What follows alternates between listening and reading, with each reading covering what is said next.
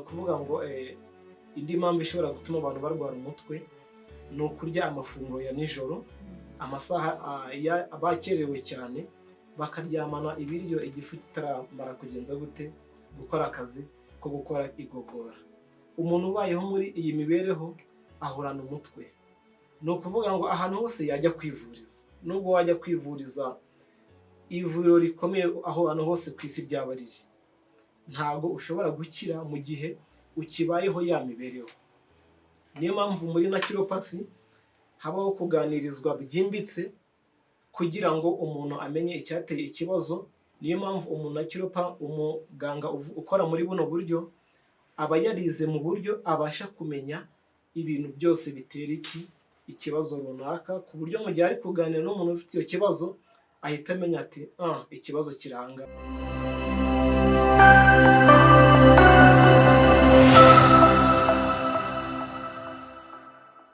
Ikaze mu kiganiro cy'uyu munsi.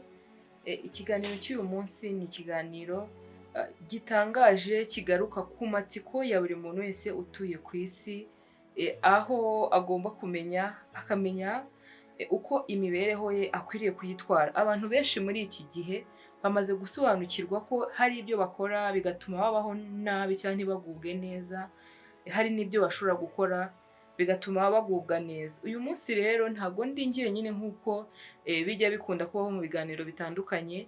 Ndi kumwe n'umutumirwa araza kutwibwira, ariko icyo nababwira kuri we ni umuganga mu buzima bwa buri munsi. Ni umuganga aho tujya kwivuriza iyo turwaye umutwe bakashobora baduha paracetamol cyangwa n'indi miti isanzwe yo mu nganda, ariko azi n'icyo Imana yifuza ku buzima bwacu, azi isisiteme Imana yifuzaga ko umuntu yajya afashirizwamo mu gihe yagize ikibazo cyo kurwara, cyangwa nubwo yaba atarwaye ariko ubuzima bwe bukarushaho kugenda neza.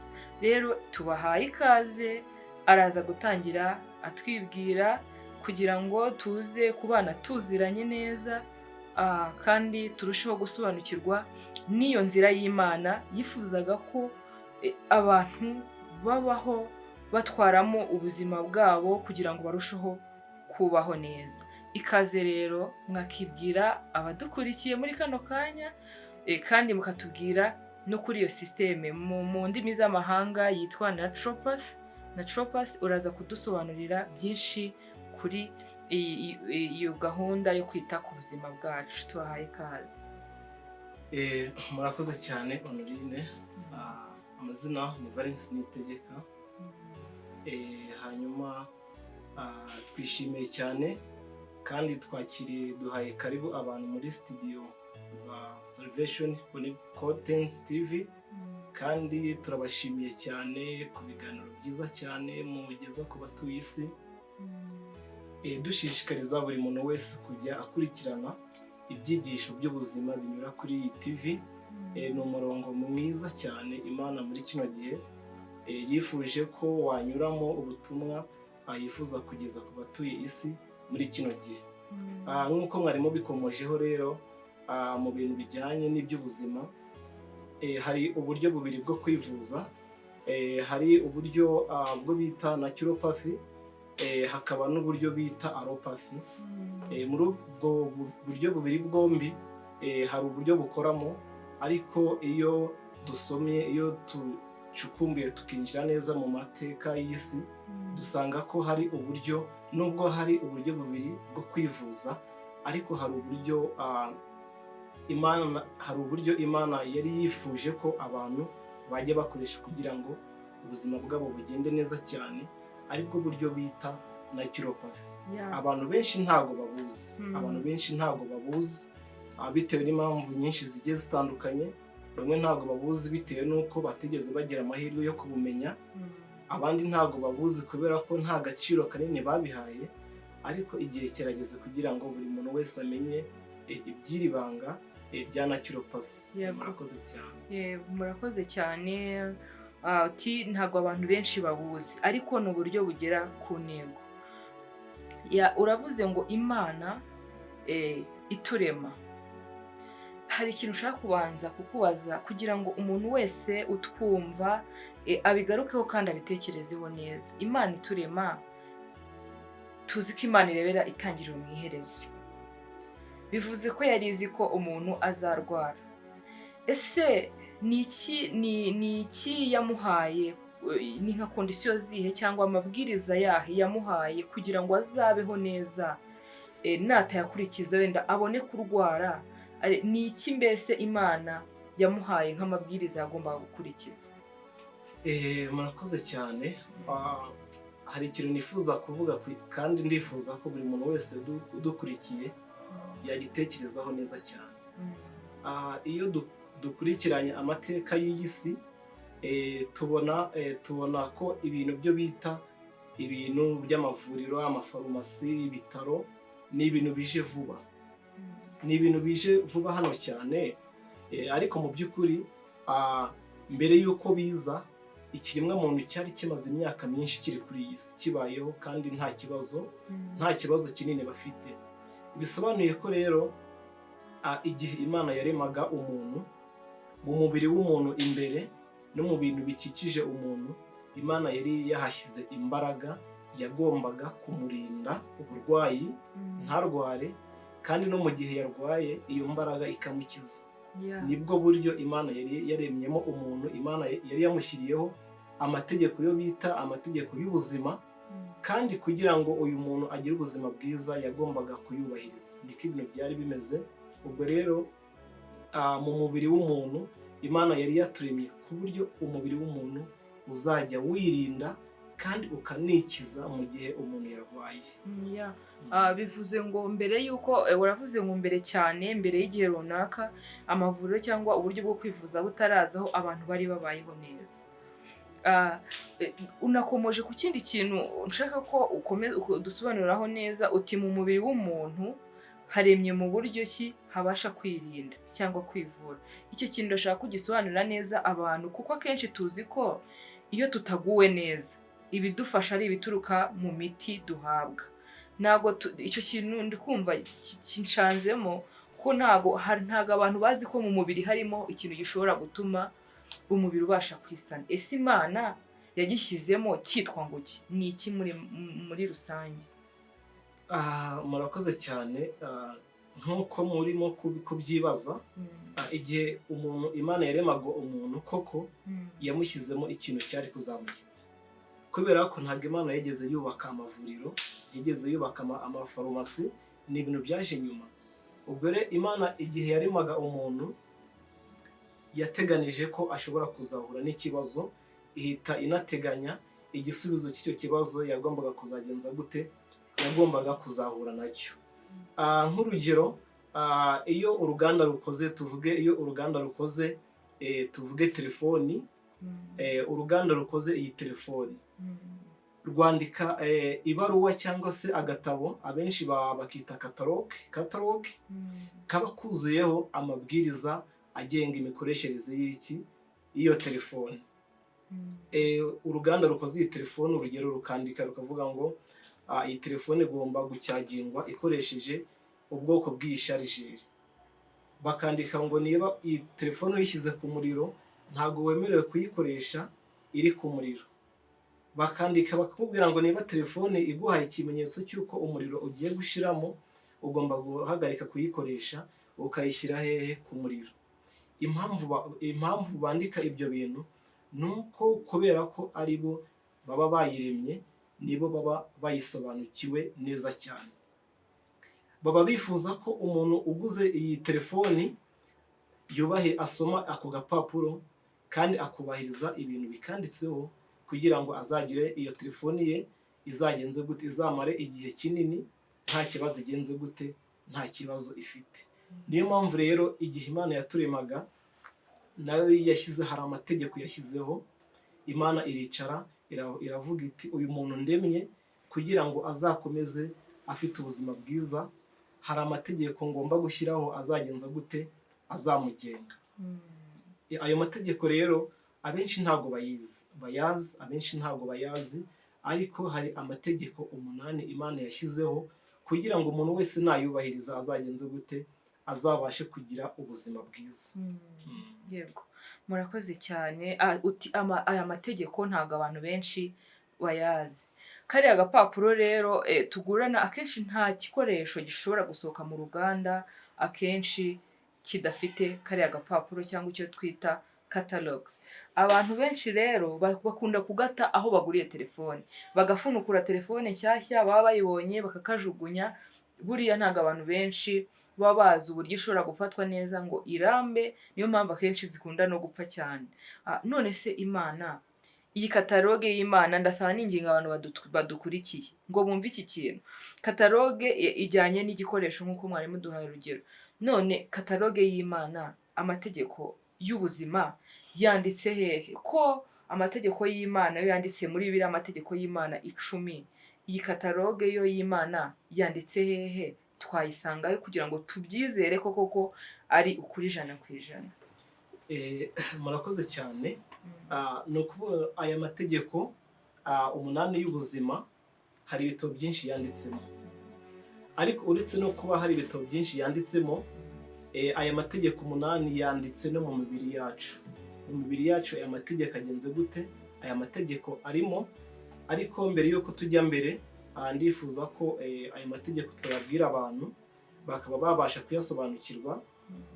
Aya mategeko 8 turimo kubabwira agenga ubuzima bw'umuntu wese wabasha kuyakurikiza, akubiye mu bintu akenshi tunyuramo bya buri munsi. Aya mategeko 8 akubiye mu ijambo ryo bita New Start, ari byo mu mpine yabyo mu magambo arambuye. Itegeko rya mbere riba risobanuye ikintu cyo bita imirire.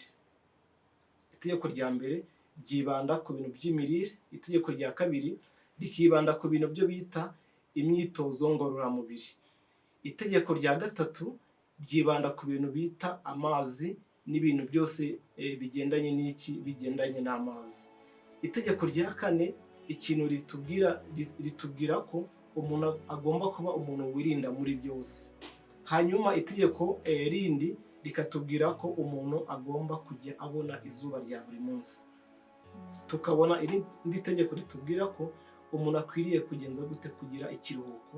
Ntabwo umuntu akwiriye gukora ngo agere ahantu yumva agiye gupfa. Benshi barabikora, ariko rimwe mu mategeko y'ubuzima harimo ikiruhuko. Irindi tegeko harimo umwuka mwiza. Abantu benshi nta mwuka mwiza bafite bitewe n'ahantu batuye, ariko umwuka mwiza ni ingenzi cyane ku buzima bw'umuntu. Ari nayo mpamvu igihe Imana yaremaga umuntu yamushyize mu biti, yamushyize mu ngobyi ya Edeni, kubera ko umwuka mwiza tuwukura mu biti nk'uko tuzabibona. Irindi tegeko ni itegeko rivuga kwiringira Imana. Ni ukuvuga ngo umuntu wese utiringira Imana ntabwo ashobora kugira ubuzima bwiza, kuko kwiringira Imana bikiza indwara nyinshi, biturinda indwara nyinshi. Ayo mategeko 8 nababwiraga tuyasanga mu bitabo byinshi, aho tuyasanga mu gitabo kimwe mu bitabo bita Rengera Ubuzima. Ku bantu bafite igitabo cyo bita Rengera Ubuzima, wayasanga kuri paji 54, niho wasanga ayo mategeko twababwiraga agenga ubuzima bwiza. Kandi umuntu wese utayubahiriza ntabwo azigera agira ubuzima bwiza. Nta handi hantu ushobora gukura ubuzima bwiza uretse mu kumvira uretse mu kumvira aya mategeko y'ubuzima. Yego, murakoze cyane ku busobanuro muduhaye. Abantu watubwiye ngo aya mategeko usibye no mu bitabo, kuko burya hari abantu batemera cyangwa batazi ibintu bitabo, utiyanditse no mu mibereho yacu. Hari ahantu nasomye amagambo ndi gukora ubushakashatsi kuri iki kintu, nsoma amagambo avuga ko ngo aya mategeko yanditse ngo ku mikaya, ku gice cyose cy'umubiri, ku buryo ngo iyo ugikoresheje nabi ubwacyo kirakurega, kirasona, kikarwara. Ubwo rero birumvikana aya mategeko rero ikintu nzakora nzayandika muri comment ya mbere, nzayapininga kugira ngo buri wese abanze ayasome ahere ku rya mbere, avuga ati mbese kugira umwuka mwiza bihuriye he no kugira ubuzima buzima? Kwiringira Imana ese mbifite ku rugero rungana iki ngo mbone kuvuga ngo ndarwaragurika? Yego, mwakoze rero kumva iyi ngingo. Tugiye gukomeza rero gusobanura iki kintu, ariko aya mahame y'ubuzima, aya mategeko y'ubuzima muyazirikane. Ndashaka ko tugaruka rero ku kintu twigize gukomozaho cya naturopathy cyangwa n'icyacura, kuko abantu benshi bazi allopathy, ntabwo bazi ko hari ubundi buryo ki Imana yifuza ko twakivurizamo, cyangwa mu gihe twarwaye uko byagenda. Iyo naturopathy tubwireho gatoya. Watubwiye uti wowe uba muri allopathy aho mukoresha imiti yo mu nganda, ubibamo cyane, ariko unasobanukiwe iyi naturopathy kuko nayo urayikoresha cyane iyo bibaye ngombwa. Ibyo bintu bidutandukanyirize mu magambo makeya, noneho dukomeze urwo rugendo, ibi bintu bigaragara buri wese abone aho yizerera. Murakoze cyane Honorine.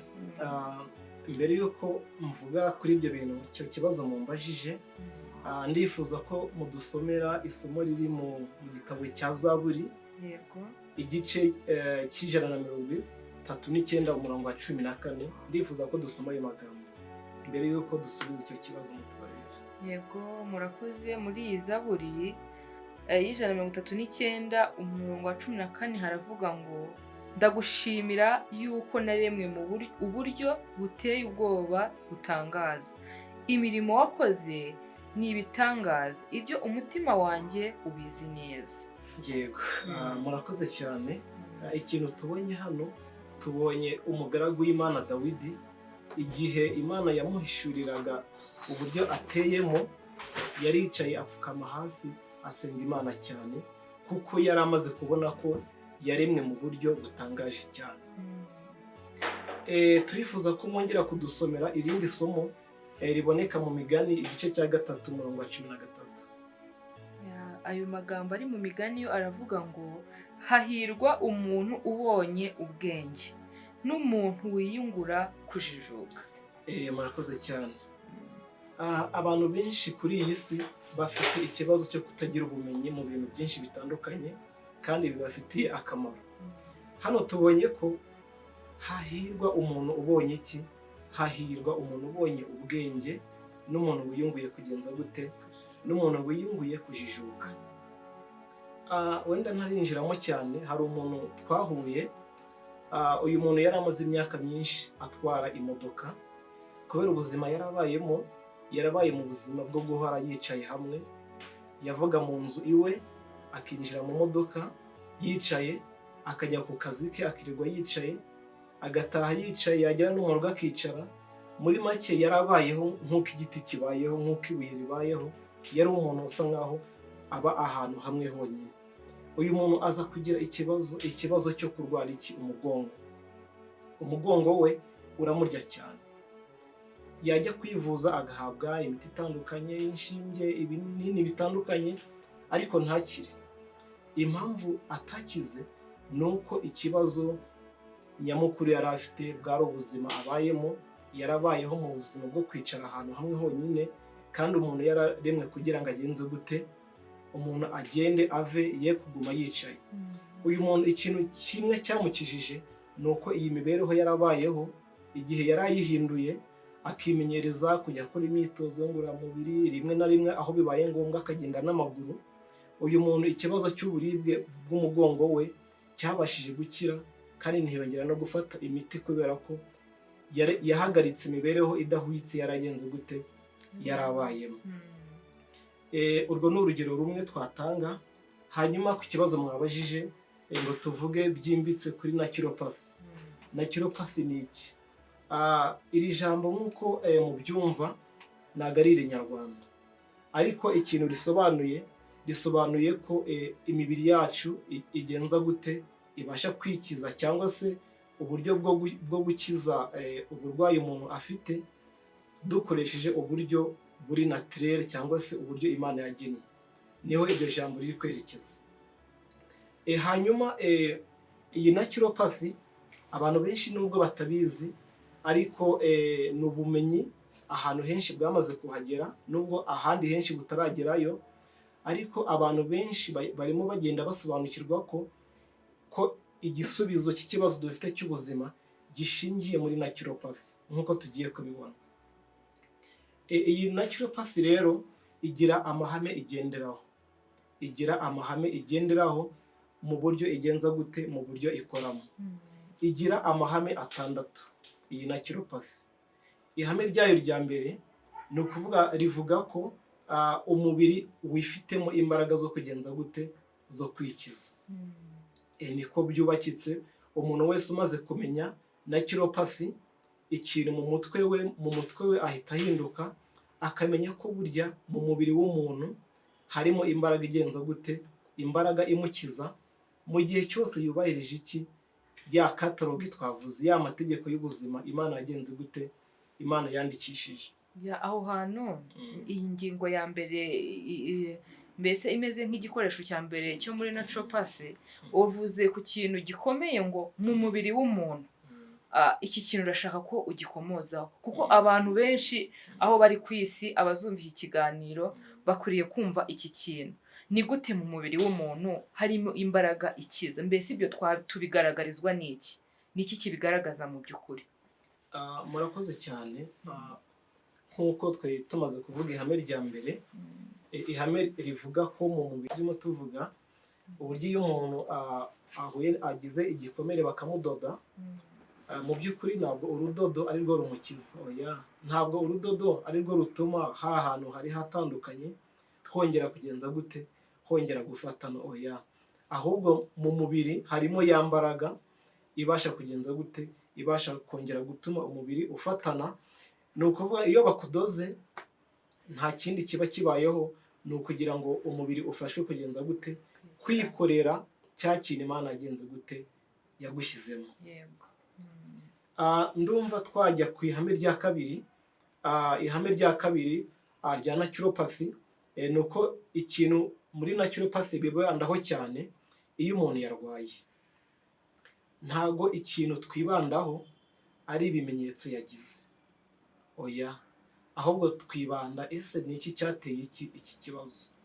Tuvuge niba muri naturopathy, iyo utugezeho muri naturopathy ufite umutwe, ntago icyo twihutira ari ukuguha paracetamol cyangwa se kuguha undi muti ugabanya iki, ugabanya uburibwe. Kandi ikindi, ntago ikintu kiba cyihutirwa muri naturopathy, ntabwo ari uguhita tukuvugutira ikimera kizwiho ko gikiza umutwe. Ntabwo ari cyo twihutira cyane, ahubwo ikintu twihutira kumenya, kwibaza ese uyu muntu ko arwaye umutwe, ni iki cyamuteye iki, ni iki cyamuteye umutwe. Muri naturopathy rero habaho kuganira byimbitse n'iki n'umuntu wagaragaje ibintu bidasanzwe, kandi uyu muntu akaganirizwa haba dushingiye imibereho abayeho, ibintu arya, ubuzima akaza akora, abamubyaye, sibyo, abavandimwe, ahantu atuye, uko hameze. Ibyo byose muri naturopathy ni ibintu twibandaho cyane, kubera ko iyo icyateye ikibazo kigumyeho, n'ubundi uyu muntu wamuha ikinini, wamuha ikimera, uyu muntu ntago agenza gute, ntabwo abasha gukira mu gihe icyateye ikibazo kiba kigenze gute, kiba kigihari. Urugero, bimwe mu bintu bishobora gutuma umuntu arwara umutwe ni ukuba umuntu yaba atuye mu nzu itinjiramo umwuka mwiza mu buryo buhoraho. Uyu muntu ashobora kurwara umutwe udakira. Ni ukuvuga uyu muntu iyo umuhaye umuti ugabanya umutwe kandi cya kibazo kigihari, ntabwo azagenza gute, ntabwo azakira. Ariko muri naturopathy igihita kibaho, uyu muntu iyo umaze kumenya icyateye ikibazo, muganira mwembi muri kumwe, kugira ngo abashe kugenza gute, kumenya icyateye ikibazo, kandi abashe kugenza gute, abashe kugikuraho. Yego, murakoze. Ahangaha umuntu udukurikiye ashobora guhita yibaza ku ngingo ya mbere n'iya kabiri. Icyo twifuza mu kuganira kuri ibi ngibi, ntekereza ko ari ukugira ngo abantu bagire ikintu bahumukaho, nibamara kumva ko mu mibiri yabo harimo imbaraga ibasha gukiza, bavana ibitekerezo gutekereza ngo umuti burya uba mu kinini, umuti burya uba mu byatsi binini. Ibyo byose ntabwo ari iby'Imana yashakaga. Imana yashaka ko tumenya ko mu mibiri yacu harimo imbaraga karemano ibasha kudukiza, ikamenya ko tubanza kumenya icyaduteye indwara natwe ubwacu, kugira ngo umubiri wacu urusheho kugubwa neza. Ndatekereza iyo ariyo ntego. Niyo ntego. Tutarava kuri rino hame rya kabiri, ni ukuvuga ngo indi mpamvu ishobora gutuma abantu barwara umutwe ni ukurya amafunguro ya nijoro, amasaha bakerewe cyane, bakaryamana ibiryo igifu kitaramara kugenza gute gukora akazi ko gukora igogora. Umuntu ubayeho muri iyi mibereho ahorana umutwe. Ni ukuvuga ngo ahantu hose yajya kwivuriza, nubwo wajya kwivuriza ivuriro rikomeye aho ahantu hose ku isi ryaba riri, ntabwo ushobora gukira mu gihe ukibayeho ya mibereho. Niyo mpamvu muri naturopathy habaho kuganirizwa byimbitse kugira ngo umuntu amenye icyateye ikibazo. Niyo mpamvu umuganga ukora muri buno buryo aba yarize mu buryo abasha kumenya ibintu byose bitera ikibazo runaka, ku buryo mu gihe ari kuganira n'umuntu ufite icyo kibazo ahita amenya ati ikibazo kiranga kugira ngo kibashe gukemuka. Irindi hame rya gatatu ni ihame rivuga ko muri naturopathy bakora ibishoboka byose ku buryo nta kindi kibazo bari buteze umurwayi. Iryo ni irindi hame bagenderaho. Niyo mpamvu muri naturopathy bakora ibishoboka byose ku buryo ikibazo nubwo cyaba kiri muri wowe imbere bazabasha kukuvura ariko umubiri wawe batawinjiyemo, kubera ko buriya iyo ahantu bahabaze ntago hongera kuba nk'uko hari hameze mbere. Nubwo hakira, nubwo hasa nk'aho hakize, ntago hakongera kuba neza nk'uko hari hameze kera. Niyo mpamvu muri naturopathy bakora ibishoboka byose, igishoboka cyose kirakorwa kugira ngo umuntu abashe gukira agenze gute atangijwe. Kandi ikindi muri naturopathy muri rino hame bakora igishoboka cyose kugira ngo niba umuntu agaragaje ibimenyetso runaka he kwihutirwa gutanga umuti, ahubwo hakurweho imbogamizi umuntu azakira. Buriya iyo umuntu arwaye umutwe akenshi iyo icyateye ikibazo kimenyekanye kigakurwaho, umuntu abasha gukira atagenze gute adafashe umuti runaka kandi umutwe ukazagenda. Niko iryo hame rigenza gute rivuga. Irindi hame rya kane bagenderaho ni uko muganga ari umwarimu. Muri naturopathy umuganga ni umwarimu. Aho ngaho ndashaka kukubaza, none se muri alopathy, kuko alopathy nawe uyikoramo pe, urabizi neza, na naturopathy nayo ukayikoreramo, aho ho ntabwo umuganga ari umwarimu? Dogita burya dogita bisobanuye umwigisha. Yego, aho hantu murakoze cyane kuri icyo kibazo gikomeye cyane mutubajije. Ubundi mu busanzwe nk'uko munabivuzeho umuganga ni umwarimu. Iyo tugiye ku nkomoko y'iri jambo umuganga ni umwarimu, ni ukuvuga ngo muri naturopathy umuntu wese wiga muri naturopathy yiga ku buryo ikintu kizaba kimushishikaje, ikintu kizaba gitsika umutima we ari kwigisha abantu ibitera indwara bakagenza gute bakazirinda, kuko abantu benshi ntabwo bazi ibintu bitera indwara, ntabyo bazi. Niyo mpamvu muri naturopathy umuntu asohokamo ari ku rwego rw'uko abasha kwigisha abantu kugira ngo birinde ibitera indwara. Niko sisitemu yabo igenza gute iba yubakitse. Mu gihe muri alopathy, sisitemu ya alopathy ntabwo yubakitse ku buryo ku mutima w'umuganga haba hariho kugenza gute kwimbika cyane mu kwigisha umurwayi kugira ngo umuntu amenye neza icyagenza gute, amenye neza ibintu bitera uburwayi, abashe kuzagenza gute azabashe kubyirinda.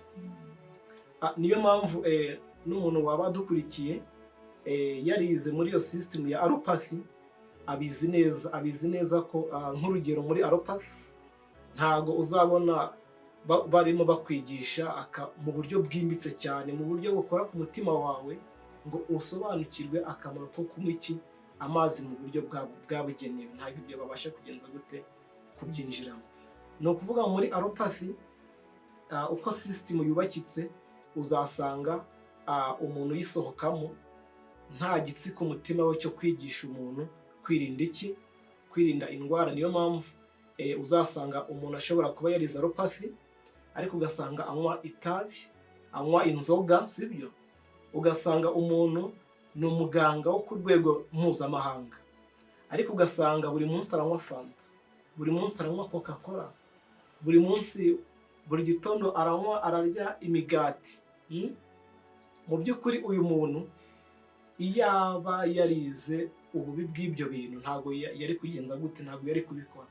None se utekereza niba uyu muntu anywa itabi, niba uyu muntu anywa itabi, urumva ku mutima we azaba afite igitsi ku mutima we cyo kuri kubuza?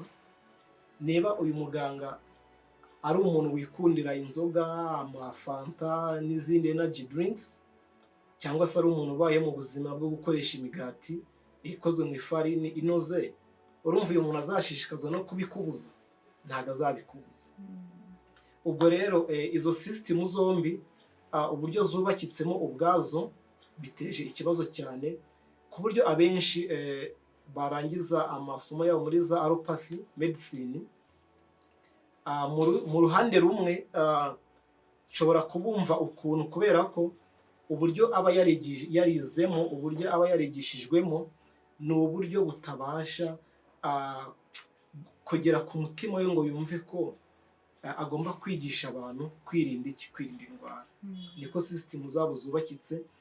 Niyo mpamvu mu bihugu byinshi byateye imbere uba usanga bafite amashuri yigisha naturopathy, yewe amashuri yemewe na leta, ariko ari nk'ikintu umuntu ashoboye, natwe ayo mashuri twayagira, abantu bakayajyamo bakiga naturopathy, kubera ko nk'uko abenshi murabibona, nubwo amavuriro agenda yiyongera aba menshi cyane, nubwo amafarumasi agenda aba menshi cyane, amakirinike akaba menshi cyane, yewe n'uburyo bugezweho bwo kuvura, bwo gupima bukaba bugenda bwiyongera, mwese mubona ko ikibazo cy'ubuzima gikomeje kugenza gute kuba ikibazo cyane. Kubera iyihe mpamvu? Nuko igisubizo turimo gushakira igisubizo aho kitari, ariko tugize amahirwe abantu bose batuye isi bagasobanukirwa n'ibintu bya naturopathy, twaba twizeye ko ikibazo cy'ubuzima cyabasha kugenza gute, cyabasha koroha. Yego. Irindi hame rya gatanu muri naturopathy, iyo tugiye kuvura umuntu tumureba wese, ibyo bita holistically, sibyo? Ni ukuvuga iyo umuntu aje ataka ikintu runaka kitameze neza, ntabwo icyo kintu ari cyo turebaho cyonyine, oya. Kubera ko kugira ngo umuntu arware, hari ibintu byinshi bishobora kwihuriza hamwe bigatuma umuntu agenza gute, umuntu yabasha kurwara. Umuntu ashobora kurwara bitewe n'agace atuyemo, karitsiye utuyemo, ukuntu iteye, ukuntu imeze, bikaba bihagije kugira ngo ugenze gute urware. Birashoboka ko umuntu ashobora kurwara bitewe n'uko ibyo arya bifite ikibazo, cyangwa se akazi abayemo, imibereho abayemo, ahantu atuye, sibyo?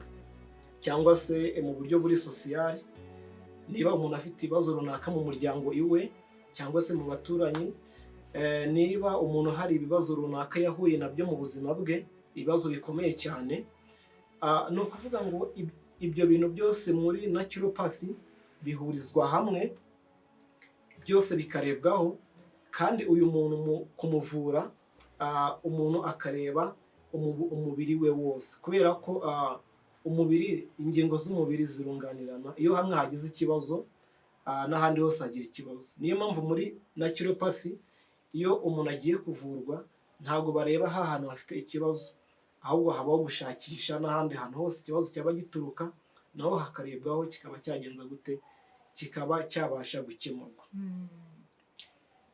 Ihame rya nyuma muri naturopathy ni ihame rivuga kwirinda. Muri naturopathy ikintu navuga ko kiba gishyizwe hejuru y'ibindi byose ni ukwirinda. Yego.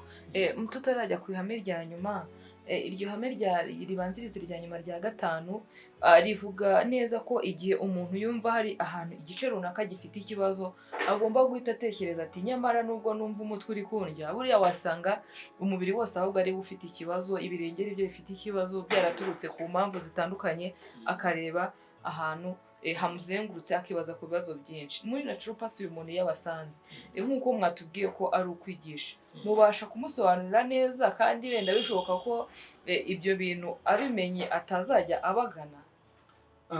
Murakoze cyane. Muri iri hame rya gatanu rivuga ko umuntu avurwa wese aho kureba ka kabazo yaje ataka. Reka dufate nk'urugero rumwe mu gitabo bita Rengera ubuzima, mu cyigisho bita kuvura intekerezo. Banditsemo amagambo akomeye cyane avuga ko iyo umuntu afite ibishinja by'ibyaha runaka, iyo umuntu hari ibyaha runaka afite, yanze kwihana, afite ikidodo ku mutima we, umubiri we uhura n'ikibazo gikomeye cyane, ku buryo uyu muntu ashobora kuza, urugero akaza wenda avuga ati muganga mfite ikibazo cy'uko nabuze apeti yarabuze, nta apeti nkigira y'ibyo kurya. Muri alopathy igihita cyihutirwa ni ukumuha imiti ivura iki? Apeti. Cyangwa se abandi bagahita bamuhereza ikimera kivura iki? Apeti. Ariko muri naturopathy y'ukuri Imana yemera, iyo umuntu aje avuga ati nabuze apeti, ikintu uba ugomba kwibandaho ni ukumenya ese apeti ye yabuze bitewe n'iki. Kubera ko iyo umuntu ataguwe neza, iyo mu bitekerezo by'umuntu hataguwe neza, iyo umuntu hari ibibazo afite bitandukanye, ntabwo ashobora kugira apeti y'ibyo kurya. Wowe noneho iyo uri umuvuzi utari mwiza, ikintu wihutira ni ukumuhereza iki? Ikinini kimwongerera apeti, ariko utinjiye ngo inkomoko y'icyo kibazo ibe yagenza gute, ibe yakurwaho. Ikivamo ni iki rero? Uyu muntu azaguhora imbere umuhereza imiti igabanya apeti, kubera ko icyateye kubura apeti kigenze gute, kigihari.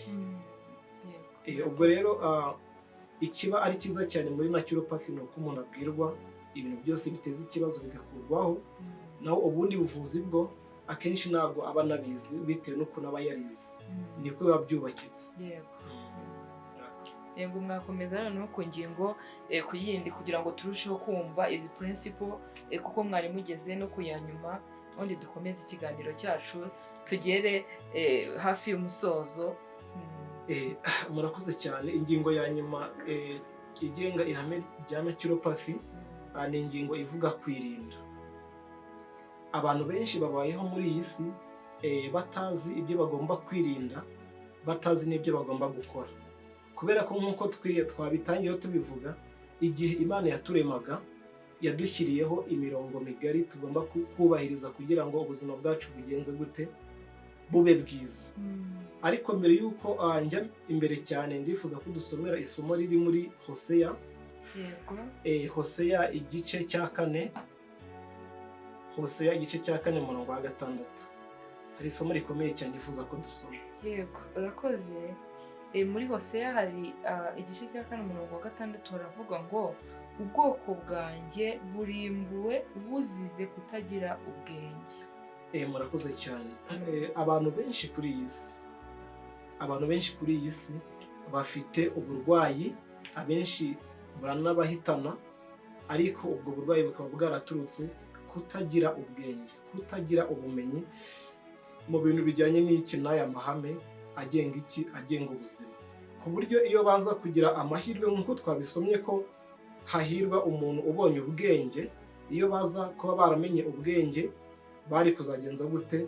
Bari kuba baririnze ntibagenze gute, ntibarware. Niyo mpamvu hari n'imvugo ivuga ngo kwirinda biruta kugenza gute, biruta kwivuza. Ni ukuvuga ngo rero muri naturopathy umuntu wese umaze kuyimenya, kandi dushishikariza ko umuntu wese utuye kuri iyi si akwiriye kumenya iby'iri banga, kuko nicyo gisubizo cyonyine cyabasha gukemura ikibazo dufite cy'ubuzima cyugarije isi. Muri naturopathy rero ikintu kidushishikaza cyane ni ukwigisha abantu kwirinda. Ntago umuntu yakwirinda ikintu atazi, oya. Mbere y'uko umuntu umwigisha ngo azirinde, ugomba kumubwira n'ibintu agomba kugenza gute, n'ibintu agomba kwirinda. Ubwo rero muri naturopathy iyo umuntu atugannye afite ikibazo runaka cyangwa se yifuza, urugero umuntu ashobora kukubwira ati muganga ndifuza kumenya ibintu bitera diyabete kugira ngo mbyirinde. Abantu benshi iyo baje kwivuza cyangwa se n'iyo abantu benshi bumvise tugiye gutambutsa ibyigisho by'ubuzima, ikintu cya mbere abenshi baba bumva twababwira ni ukubabwira ikimera runaka gikiza indwara runaka cyangwa se umuti runaka ukiza indwara. Abantu bakeya nibo bashobora kuza bakubaza ngo wambwiye ibintu bitera kino kibazo nkagenza gute nkabihagarika. Niyo mpamvu muri naturopathy abantu bigishwa ibintu byose bitera iki, bitera uburwayi, bagashishikarizwa kugenza gute, bagashishikarizwa kwirinda ibintu byose bitera iki, ibintu byose bitera uburwayi. Iyo bitagenze gutyo rero, umuntu ntamenye ibintu agomba kwirinda, abaho ari umurwayi uhora arwaye, uhora ku miti, uhora ku binini adakira, kuko atigeze amenya ibintu byagenze gute, ibintu byamufasha ngo azabashe kwirinda. Salvation Content TV inyuraho ibyigisho by'ubuzima, ahita avuga ati mana yanjye reka njye kureba ko hariho ikintu cyaba gifasha diabete, cyaba kiwuvura umuvuduko w'amaraso, ariko ibi bintu nk'uko wabitubwiye bikwiriye kuva mu bitekerezo by'abantu. Nk'uko twabonye ko mu mubiri harimo imbaraga karemano ikora itarindiriye bya byatsi, ahubwo uyu munsi abantu bamenye umuti ukomeye urenze bya byatsi. Iki kiganiro ngituye buri muntu wese. Tumaze kureba amahame 6, ndasaba buri wese kugira ngo ayazirike ku nkingi z'umutima we kuko yuzuyemo ubwenge. Hari ikibazo nshaka kubaza nk'uko wabikomojeho ku ngingo ya 5, ndashaka ko tubwira. Hari abantu bumva ngo naturopathy bakumvamo ikintu bagahita bumva ati buriya ni ibintu by'ibyatsi biri natirere bakoresha cyangwa iki. Iyo umuntu abaganye muri naturopathy, nta bintu by'ibyatsi, ntago twava ko nta byatsi mumuha by'imiti akoresha. Noneho ndashaka ko utubwira niba bihari cyangwa bidahari, munatubwire ese abantu bavura bakoresheje ibyaremwe bo ntago ari abanaturopathe? Mubajije ikibazo gikomeye cyane. Ni ukuvuga ukuntu bimeze. Iyi naturopathy irimo ibice byinshi. Igice cya mbere ni igice ari nacyo gice gishyirwa hejuru cyane, ni igice cyo bita health coaching. Ni ukuvuga ni igice gishishikajwe no kwigisha abantu, sibyo? Kwigisha abantu iby'ubuzima bwabo, kwigisha abantu uko bakwiriye kubaho, sibyo? Kwigisha abantu ibintu bitera uburwayi, kwigisha abantu imibereho itari myiza ishobora kubajyana mu ki, ishobora kubajyana mu kuba barwara. Icyo ni cyo gice cya mbere cya naturopathy. Hanyuma iyo umuntu yabashije kwirinda akirinda, iyo noneho yarwaye haba hari uburyo bundi bwo kugenza gute bwo kumuvura. Nabwo buba buhari kuko Imana yagenze gute, Imana yagushyizeho, Imana ishyiraho ibimera byinshi bibasha kudukiza. Iyo rero umuntu yabashije kwirinda, ariko kubera ko turi mu isi mbi aho umuntu ashobora kurwara, iyo uwo muntu yarwaye hari n'indi miti iba yagenza gute, iba yamufasha kandi akaba yagenza gute, akaba yakira. Ishobora kuba ari imiti y'ibimera, hari n'ubundi buryo bukoreshwa umuntu akaba yakira atari ibimera afashe bitewe n'uburwayi yarwaye. Hari ibyo bita za hydrotherapy zibaho, sibyo? Hari ibyo bita reflexology n'ubundi buryo bwinshi butandukanye bukoreshwa muri naturopathy. Gusa wenda ikibazo mwigeze gukomozaho muvuga muti abantu bavurisha ibimera bo ntago ari aba naturopathist. Ikintu navuga ngo yego cyangwa oya. Kubera iyihe mpamvu? Abantu benshi gusa sinabarenganya, nabo niko bizi, sibyo? Abenshi twize ko uburyo twize ko iyo umuntu arwaye hari ikimera uba ugomba kugenza gute, guhita umuhereza. Akenshi uzanabyumva iyo bavuze wenda ngo umuntu yarwaye diabete, bahita bakubwira ngo uzagenda ukoresha iki, uzagenda ukoresha tungurusumu, ivange n'iki uzakira. Mu by'ukuri ikintu kiba kirengagijwe ni ukwigisha umuntu ese ko warwaye diabete, ese waba warabitewe n'iki? Kubera ko uyu muntu ushobora kuzamuha icyo kimera, isukari igasa nkaho isubiye mu kigero cyiza, ariko kubera ko uyu muntu anywa fanta ya buri munsi, anywa imigati ya buri munsi, cyangwa se agikora ikindi kintu cyose gitera diyabete, n'ubundi uyu muntu bikarangira akomeje kugenza gute kugira ikibazo, kabone n'ubwo wamuhaye ikimera. Niyo mpamvu uyu muntu ukoresha ibimera aricyo cyonyine akora, ntabwo twavuga ko ari naturopathist wuzuye. Hari ikintu ababura, ikintu cyo bita iri hame rya 6, kwigisha abantu kugenza gute kwirinda indwara. Ikintu cyo bita kwirinda indwara ni ikintu buri muntu wese akwiriye gushishikarira.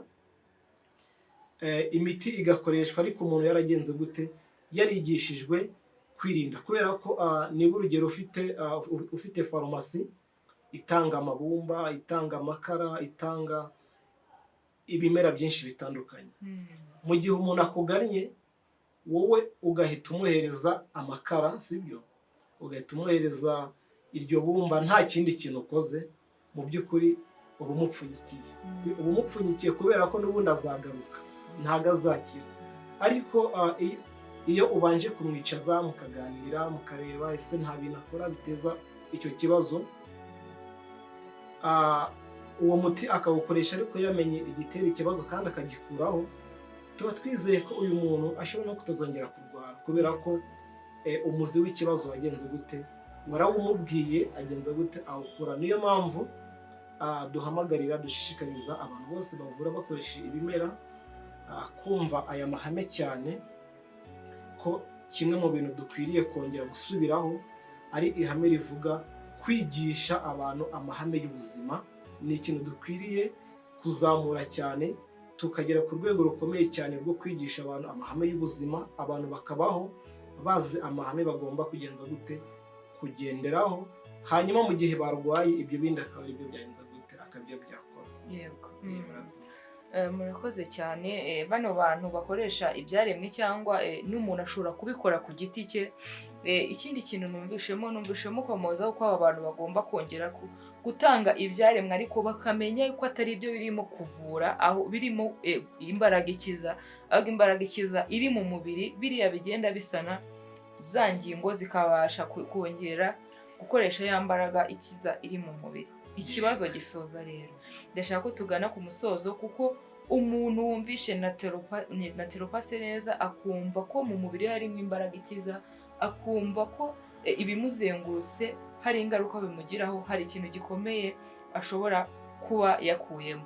Kugira ngo rero dushimangire iki kintu cy'imbaraga karemano, kuko muri Zaburi mwabidusomeye ngo umunyezaburi, hari abantu bumva rero asoma bakavuga ngo naremwe mu buryo buteye ubwoba kandi butangaje, bakumva ko nyine ari ibintu bijyanye n'iby'umwuka. Wenda umunyezaburi yari atekereje ati Mana ndahambaye, ndandwana intambara nyinshi, ariko yari yasobanukiwe n'ukuntu Imana yaremye umubiri w'umuntu mu buryo buhambaye, iwuha kataloge igomba komatanishwa n'uwo mubiri kugira ngo umubiri ubashe kubaho neza. Ikibazo cya nyuma rero nshaka gusorezaho, ese iyo mbaraga karemano iri mu mubiri w'umuntu ku bantu bose irangana? Ese ni ibiki bishobora kuyica intege? Murakoze cyane ku kibazo cyiza mubajije. Twifuza ko buri muntu wese agitegera amatwi. Iyi mbaraga karemano ntabwo mu bantu bose ingana, atari ubushake bw'Imana, ahubwo bitewe n'imibereho abantu bagenza gute, abantu babaho. Ni ukuvuga iyi mbaraga karemano hari ibintu nyine bihereza imbaraga, sibyo? Hari ibintu twebwe dukora bikaba byatuma ku muntu umwe igira imbaraga nyinshi cyane, ku wundi muntu ntigire imbaraga nyinshi cyane. Indwara imwe yabafata, umwe ikamuzahaza cyane, undi ntimuzahaze cyane. Ni ukuvuga ngo rero ikintu tugiye kuvuga, reka abamama n'abakobwa bacyumve cyane, nubwo n'abandi kibareba. Buriya ubuzima bwiza, kuzagira ubuzima bwiza bitangira na mbere y'uko umuntu atwita inda. Imibereho wimenyereje kubaho, niba warimenyereje kubaho imibereho yica amahame y'ubuzima, ugatwara inda ariyo mibereho ubayeho, ukabyara umwana ariyo mibereho ubayeho, menya ko uwo mwana ubyaye urimo kumuteza ibibazo, kubera ko uyu mwana afite ibyago byinshi byo kuzavuka iyi mbaraga ye Imana yamuremanye yaragenze gute, yaragize ikibazo gikomeye cyane. Niyo mpamvu mwese tubashishikariza kugenza gute kwiga aya mahame y'ubuzima, kandi buri muntu icyo adakora agatangira kugenza gute, agatangira kucyubahiriza. Gusa amahirwe dufite, ahantu hose waba ugeze warisha aya mahame, iyo uyamenye ugatangira intambwe yo kuyubahiriza, haba hari icyizere cy'uko iyi mbaraga nubwo yaba yarasinziriye ibasha gukanguka, igakanguka ikagera ahantu ikomera, ikaba yabasha kugenza gute, ikaba yabasha kukurinda. Murakoze cyane. Gusa iyi ni ingingo nziza dushobora kuzakoraho n'ikindi kiganiro, ariko hari ikintu bajya bavuga ngo umuntu waguhaye niwe ukomeza akaguha. Buriya hari ikintu abantu bakunda kwibaza ati, hari abantu benshi tujya tumva bavuga ngo indwara zose zirakira. Indwara hano tuvura indwara zose zigakira. Muri naturopathy ho bimeze bite? Muri iyi systeme y'imivurire cyangwa ya body treatment, ko indwara zose zibasha gukira? Murakoze cyane. Mbere y'uko nsubiza kino kibazo, ndifuza ko mudusomera isomo riri muri Zaburi 103 ku murongo wa 3. Zaburi 103. Zaburi 103 ku murongo wa 3. Hari amagambo akomeye cyane nifuza ko abantu bose baduteze amatwi bumva. Zaburi 103. Yego. Umurongo wa 3. Uyu murongo wa 3 yego uravuga ngo niwe ubabarira ibyo wakiraniwe byose, agakiza indwara zose. Yego niko uwo murongo uvuga. Murakoze cyane. Hano hari umurongo ukomeye cyane, umurongo uvuga ko Imana ikiza indwara zose. No kuvuga ngo rero nta ndwara kuri iyi si Imana itabasha kugenza gute, itabasha gukiza nimwe nk'uko isomo rigenza gute, isomo ribivuga. No kuvuga ngo muri naturopathy twizera ko Imana ariyo muganga ugenze gute uruta abandi bose, niwe muganga ukomeye. Mu gihe muri allopathy inuza filozofi yihishe inyuma ya allopathy ni filozofi itemera Imana. Kubera ko nukora ubushakashatsi uzasanga ko inkomoko ya allopathy usanga abantu nyine bayivumbuye cyangwa se bayihishe inyuma ari abantu bahakana Imana rwose, ntabwo bizera Imana. Niyo mpamvu ibintu byinshi nyine uba usanga hari aho bigongana bigongana n'Imana. Ubwo rero muri naturopathy, kubera ko twizera ko Imana ari we muganga mukuru, twizera ko Imana nta ndwara n'imwe itakiza. None se niba Imana ibasha no kuzura umuntu wapfuye, urumva kuvura umuntu ari ibintu bigoye? Niba ibasha kuzura umuntu no kuvura umuntu bigenze gute, biroroshye. Gusa kubera ko ntabwo twakwirengagiza ko nanone Bibiliya kubera icyaha cyaje mu isi habaho no gupfa, sibyo? Habaho no gupfa, umuntu akaba yapfa. Niyo mpamvu muri naturopathy mu ihame tugira bita kwiringira Imana, twiringira ko no mu gihe umuntu yarwaye muri naturopathy niyo tumusengera cyangwa tunamufasha, ibintu byose tuvuga ko bigomba kuba mu bushake bw'Imana. Nubwo Imana indwara zose zikiza, twizera ko habaho n'igihe cy'umuntu kigeze akaba yava muri ubu buzima kandi ari umukiranutsi, atari uko hari icyaha yakoze, ahubwo kubera ingaruka z'icyaha. Ariko uyu muntu n'ubundi abazazukira ubugingo buhoraho. Yego. Mwakoze kubana natwe. Ndinginga nsaba Imana kugira ngo idufashe kumva neza icyifuzo yari idufitiye ijya kuturema, ko itifuzaga ko tubaho nk'amarobo, kuko Imana yaturemye mu buryo bworoheje mu ibumba. Niyo mpamvu yaduhaye amahame agenga ubuzima yoroheje, atari ukugira ngo tuyice cyangwa tuyasuzugure, ahubwo ari ukugira ngo bitworohere kuyageraho. Mwakoze kubana natwe rero. Reka nshimire abantu badukurikiye, mwandike muri comment mushima Imana, muhe icyubahiro, kuko yaturemye mu buryo buteye ubwoba kandi butangaza. Mu gihe umuntu arwaye abe yamenya nawe uburyo ki agomba kwifasha mu buryo bworoheje. Naho ubutaha rero mu bindi biganiro byiza by'ubuzima, Imana ibahe umugisha.